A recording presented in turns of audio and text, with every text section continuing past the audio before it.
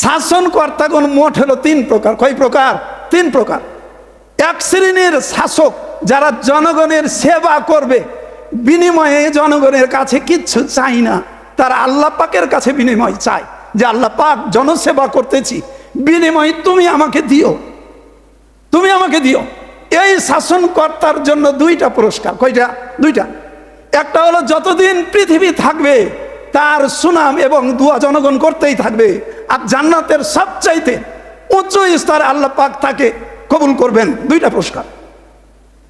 দুই নম্বর শাসনকর্তা যে জনগণের সেবা করবে কিন্তু বিনিময় জনগণের কাছ থেকে চাইবে, জনগণের কাছ থেকে চাইবে, অর্থাৎ সেবা এই নিয়াতে করা যে না আগামী টার্মে আবারও আমাকে ভোট দিয়ে নেতা বানায়।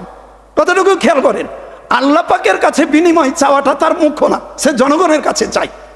নির্বাচন যখন আসবে কোন জায়গায় কতটি কাজ করেছে ফিরিস্তি পেশ করবে, তাইলে বলুন এখন কাকে আপনারা ভোট দিবেন? খেয়াল করিয়েন, ভাষা শুনিয়েন। তাই যারা জনগণের সেবা করবে বিনিময়ে জনগণের নিকট থেকে বিনিময় চাইবে, বুঝতে পারলেন? এর জন্য একটা পুরস্কার। কয়টা? একটাই। কি পুরস্কার? তার সুনামটা থাকবে, ভবিষ্যতে শাসনকর্তা হবে, কিন্তু পরকালে কিচ্ছুই নাই, ফাঁকা তুল, পরকাল শেষ।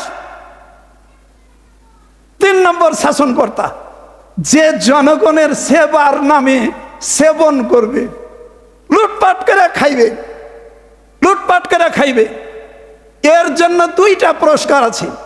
একটা পুরস্কার জনগণের পক্ষ থেকে সে ধিক্কৃত হবে, অভিশপ্ত হবে, কলঙ্কিত হবে এবং রাষ্ট্র ক্ষমতা থেকে সুনামের সাথে বিদায় হবে না, এটা একটা পুরস্কার। আর দ্বিতীয় পুরস্কার পরকালে আল্লাহ পাক তাকে জাহান্নামের জন্য কবুল করবে, এই একটা পুরস্কার। নাউজুবিল্লাহ মিন যালিক।